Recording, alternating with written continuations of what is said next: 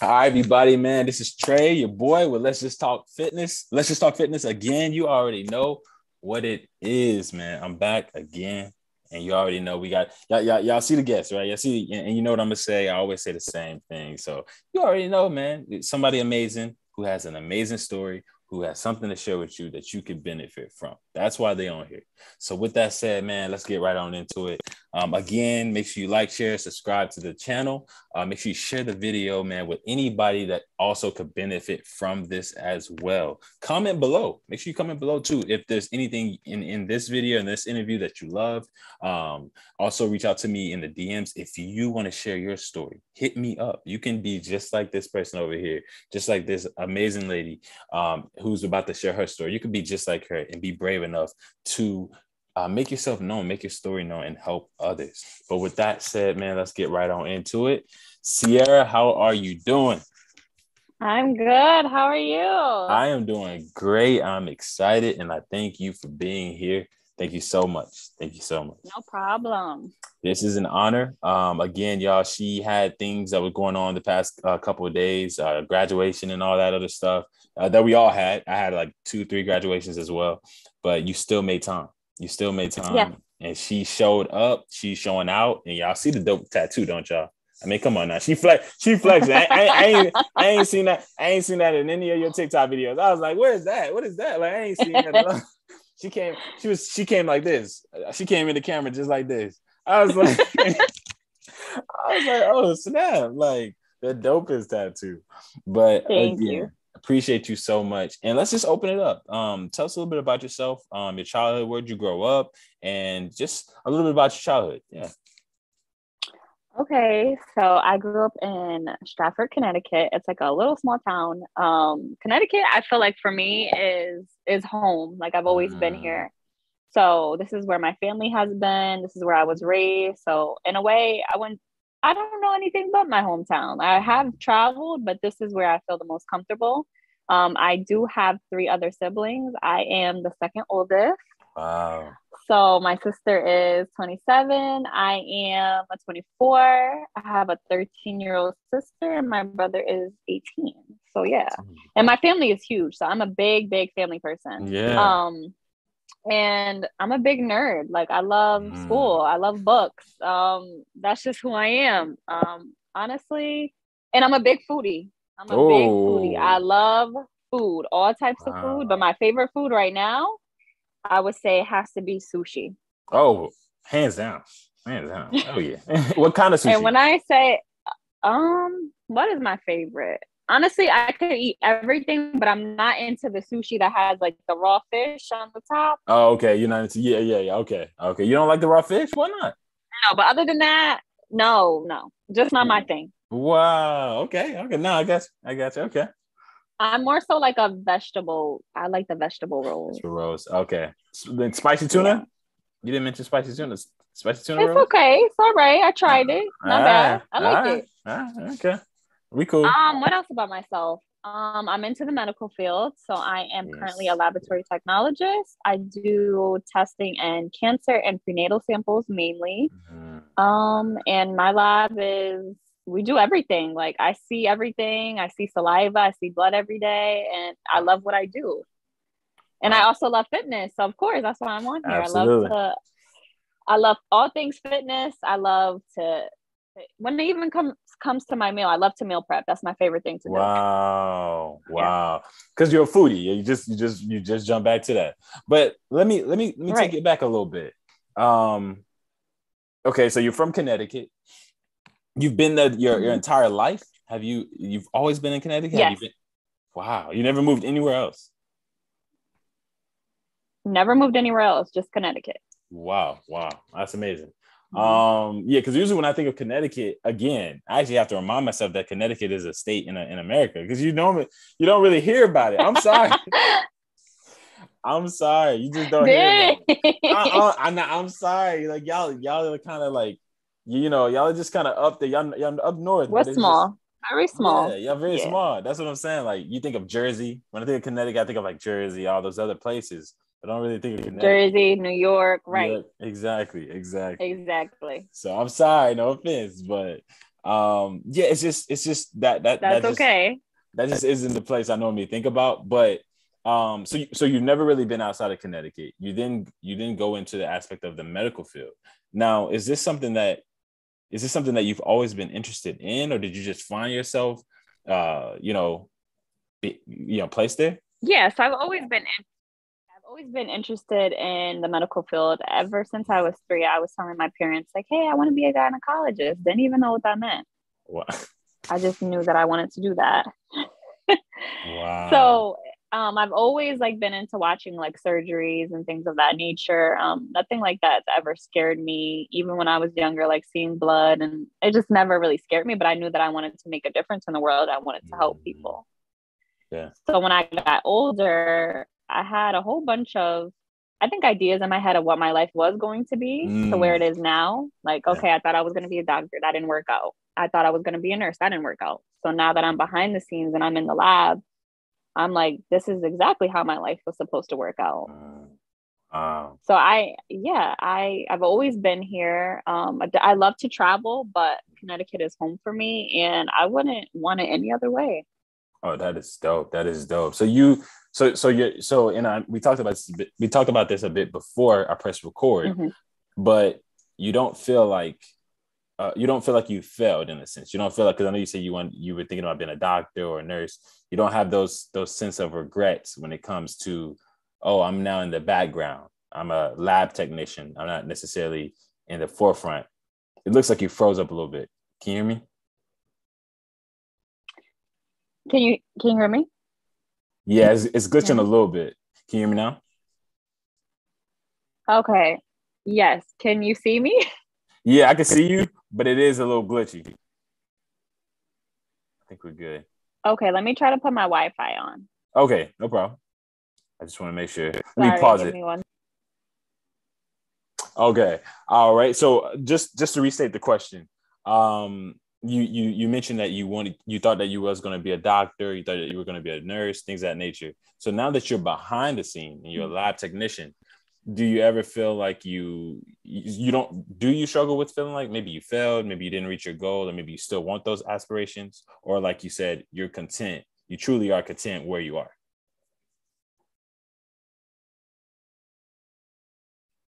Like it froze again. Let me pause it. I'm gonna pause it again. Okay. So I'm not sure if you heard the question or I did. So, okay. I'm content, but I'm not comfortable. Hmm. Okay. Yeah. No. Go into that if you don't mind. When you said that you're Can you content, hear but you're me? not. It's glistening again. Like it's the devil. The devil don't want it. The devil don't want it. Don't want it to work. It just is like not working out. But okay, I have to You're keep good. turning my Wi-Fi on, turn it off. I Okay, know. but what I was saying was I am content, but I'm not comfortable. Mm. So, like, I can always go back to school. Like, I actually am thinking about doing my master's in genetics, exactly what I'm doing now. I work in a Mm. genetic lab. Yeah. So, I'm never thinking that I failed or I'm behind because I know I'm exactly where I'm supposed to be. And I know that if I wanted to go back to school, I could do that and I could be successful. Right now, I'm just trying to figure out, I think, other aspects of my life. Like, is that what I really want to do, like, long term? Mm. Mm. And do I think so? And I would be happy? Yes. Do I make great money? Yes. But I think life is more about traveling and being with my family and not just about money. And I've realized that, Mm. like, you know, and I feel like sometimes life goes by so fast and we spend 8 hours of our day at work. So, and I'm not saying that I'm not passionate. I'm not saying that I'm not grateful for where I am. I just would like to maybe tap into other things in my life. Mm. I love that. I love that. I love that. You being 24, again, I had no idea you were this young, but you being 24, that first off is very impressive that you have that mindset, that mentality of realizing that it's not all about money. You know what I'm saying? At our age, I'm 27, you're Right. 24. Usually those are the ages where people are chasing money. It's like, I'm just trying to get in my career. I'm trying to get Mm-hmm. the best. I'm just trying to get the money. But you said something very important. You told me this earlier too. You're family oriented. You see those things as very important. You see those things as very meaningful. And so if you don't mind me asking, Right. what in a sense helped you see or realize that, I guess at the age that you are? Because I don't know, even at 24, if I was thinking like that per se. I think I was still more so like, man, let me just get the bag, let me get the money. But what exactly, I guess, helped you see or realize that, yeah, it's not necessarily all about the money. Like you said, you're questioning where you are now. Do I want to do this long term, or are there other things that I want to do or Mm-hmm. put myself in? What helped you start to question or ask those questions to yourself, if you don't mind me asking? It's 2020 is like when the world changed. And Facts. 2020 is when I believe entrepreneurship was like at, I feel like at its peak. Mm, You know, I was seeing so many women, so many Black women at that, so many Black men mm, just tap into a whole bunch of different businesses and really just say, hey, I think a 9 to 5 is awesome. And I don't knock people who do that. right. But guess what? I'm tapping into what I've always wanted to do. I have a Mm, platform now and I'm going to do that. So I feel like for me, seeing all of that inspiration around me at people at my age, maybe even a little older, has now, like taught me, okay, like I'm not scared to go out and say, hey, like I want to be different. Yeah, like this is what I maybe wanted in life at one point, but maybe this is where I see my life now. And I feel like that's where exactly like fitness came in. And that's where I wasn't in my best shape at 2020, but I just knew that, hey, I want to change my lifestyle. I want to mm, change my eating habits. And can I really see myself as a brand? Could I branch off of that? mm. I had a lot of fears and I had a lot of questions, but I just knew, okay, I think this is something that I might want to do in life. Mm, I love that. I Mm-hmm. love that. I love that. And you even mentioned too that you are behind the scenes with your job or your occupation now. So Mm-hmm. then let's get into that. Let's get into the aspect of your social media. You know what I'm saying? Because you have a huge presence on TikTok. Seeing your Yes. content on TikTok, seeing your videos, and just your physique. You would think you've been doing this for 15 plus years. Like, you know what I'm saying? That's what Yeah. I thought. I was like, maybe she's been doing this for like a long time, but this just started. You told me that you just Yes. started posting. What made the Cierra lab technician drawing blood? You got your mask on and your goggles. I already, what made that Cierra, where you don't even know what she looked like in the lab, get in front of TikTok, in front of thousands of people, and now put you in exposure so to the world? What made that happen? I had so many questions. Like, I think to myself, like, is this what you really want to do? And I would talk to a whole bunch of my friends and say, Mm, I want to make a TikTok, but I'm scared. I don't think anyone's mm, gonna like me. I don't think it's like people are gonna accept me. I don't think that people are genuinely just gonna be interested in what I'm doing. But when I finally said, who cares what people think? And mm, guess what? As long as you're okay with what you're putting out there, and if even if it's one like, you're making maybe a difference within that person's day and say, hey, maybe they can look up to you, maybe they can ask you questions, maybe a woman can come to you and say, hey, like, is there a way that you can teach me how to do this, that, and the third? So I was looking at it in a place where I was very nervous and I was very mm, scared, but I just took that leap of faith and I said, guess what? I'm going to do it. mm. And once I did that, I was not getting the views that I was getting at all, but I have learned to be patient Patient. in life.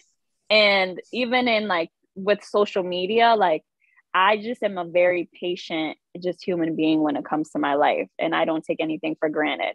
So even if I'm starting off maybe at a small ladder, I know that maybe that big ladder can come maybe down the road. Mm. Hey, you over here speaking. Whoo, I'm getting little chills around here. I'm like, look, like, because you speaking facts. Patience, and like you said, the pandemic itself has taught me that. Mm-hmm. It's taught me a level of waiting, sitting down, contemplating, Yes. realizing that life is swift. It can be gone like this. Whew. Like during the pandemic, I lost like 30 plus family members from COVID. So like it like Wow. yeah, it like swept through my family. And so Right.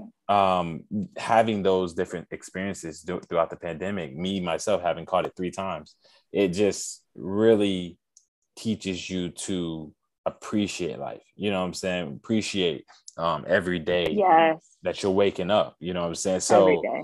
so Mm-hmm. so you going back into that word of patience and allowing yourself to take leaps of faith, and then also being willing to wait for those leaps of faith, or those risks that you take to grow, is really, really big.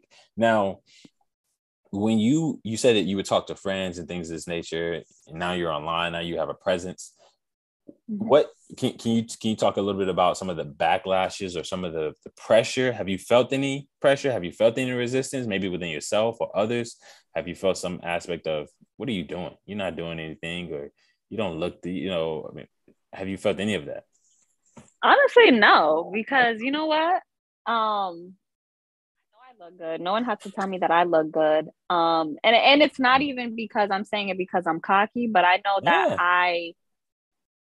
first of all, I look good inside out. And I say that Mm, because I have seen a lot of the fitness, I think, community and influencers, pose themselves as one way, maybe online, and then maybe another way when they actually engage with their followers or community. And I want to give people a different outlook and say, hey, you can still have a personality and be a fitness mm, influencer. You don't have to have this black and white personality.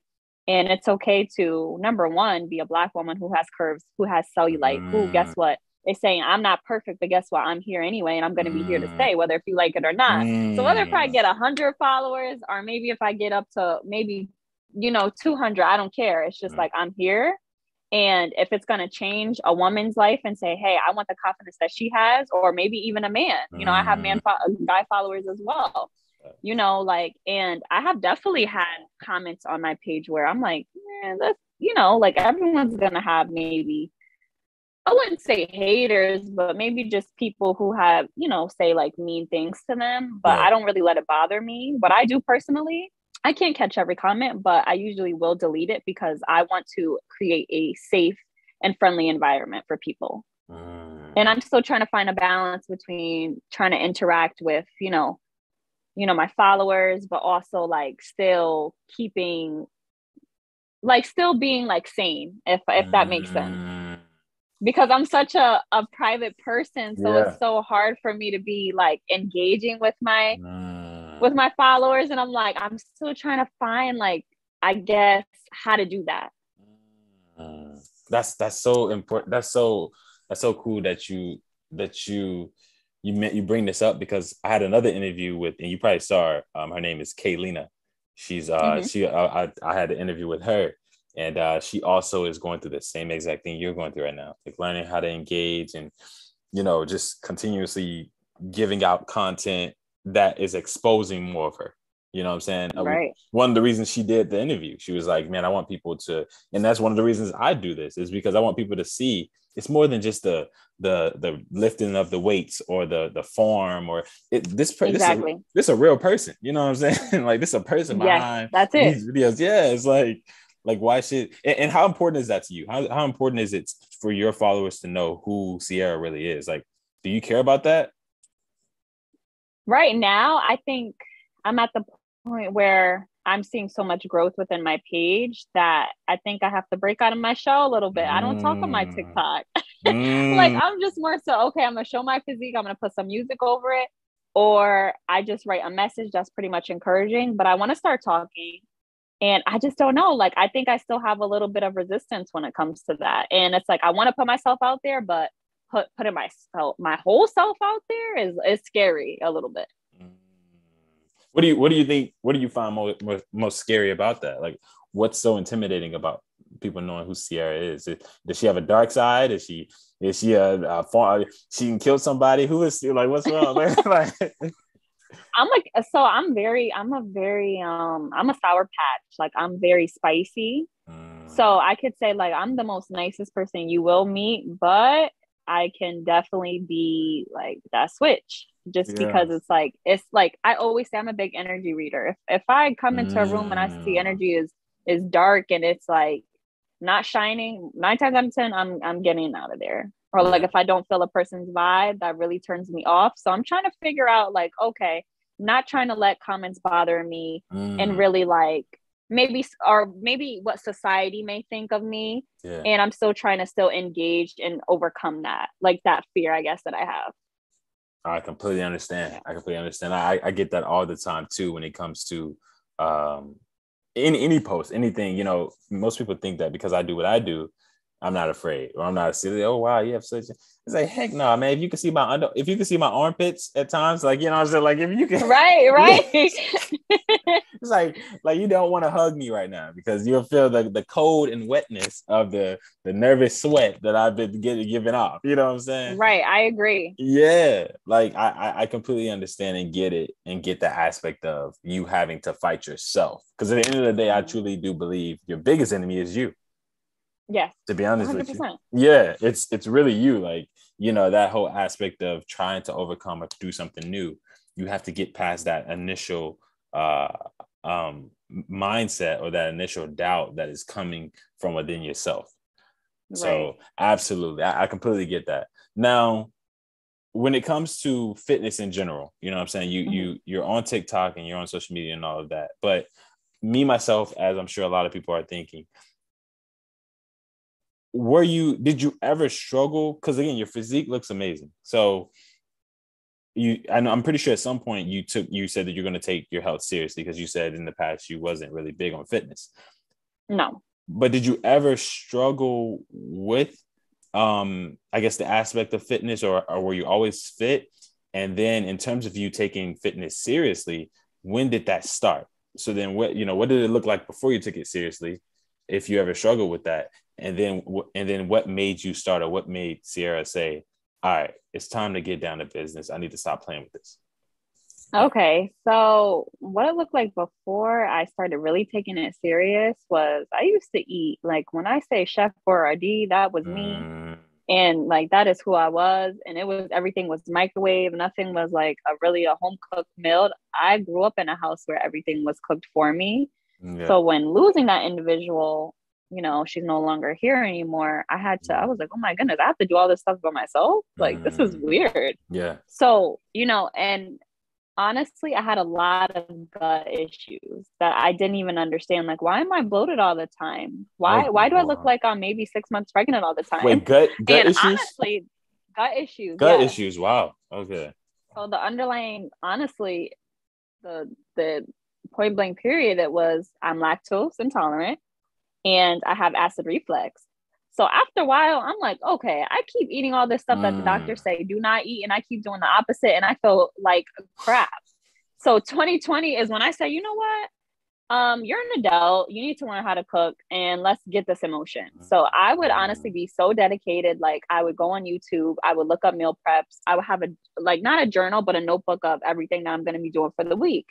And I would take that serious. And honestly, it just took a time where I had like a really bad, I think, like reaction from like something that I ate. I couldn't digest it properly. So I had to get an infusion at the hospital. Wow. And I'm like, you know, I can't keep eating like this. Like, this is not good for me.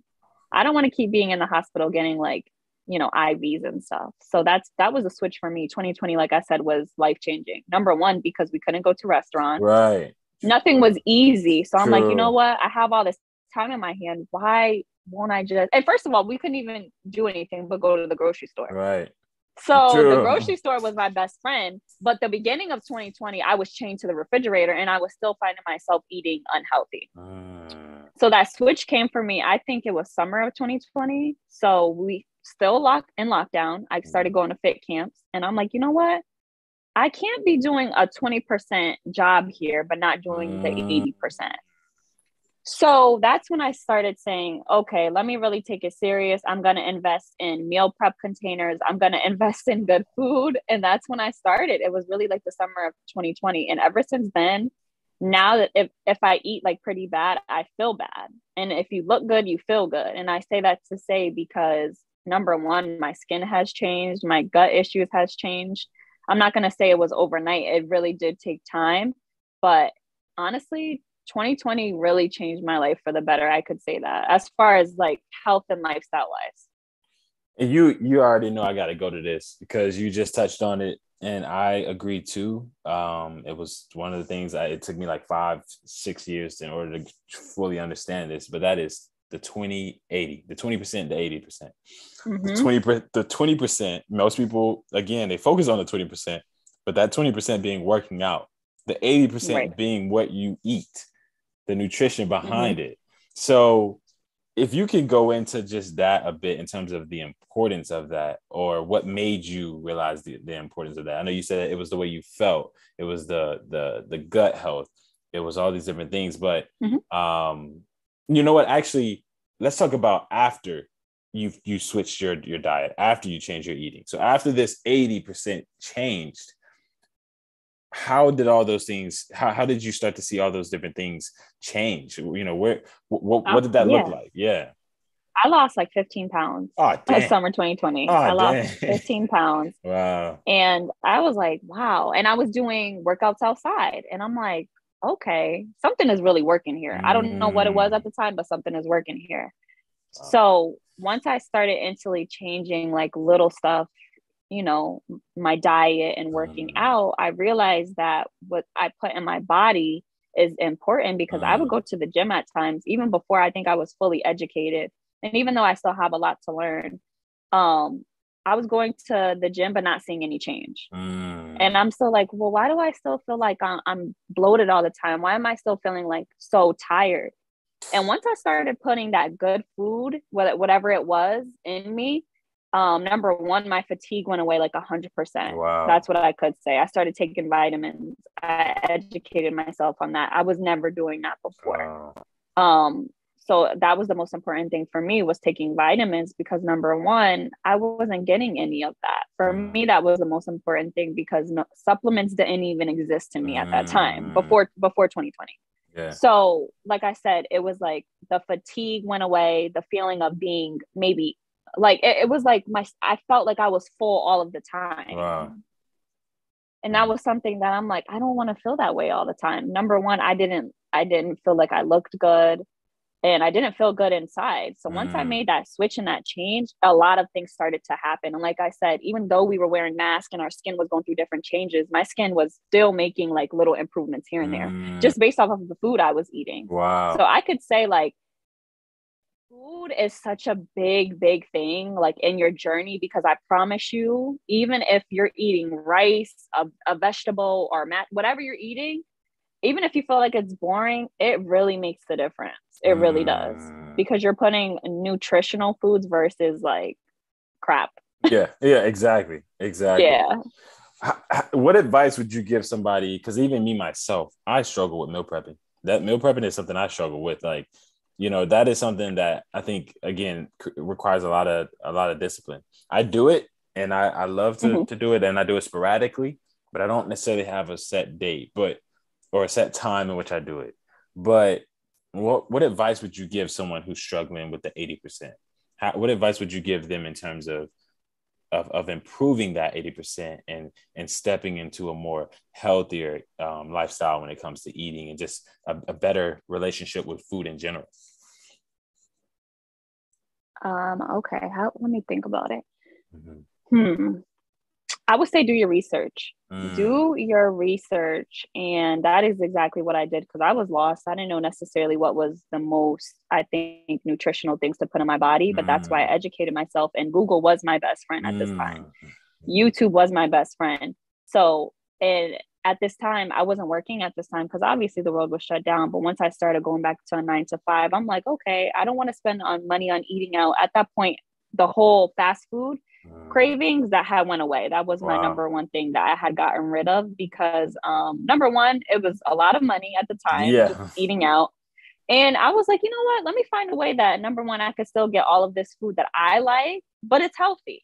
So what I did was I picked one day out the week to cook my meals, I did my lunch and my dinner 3 days.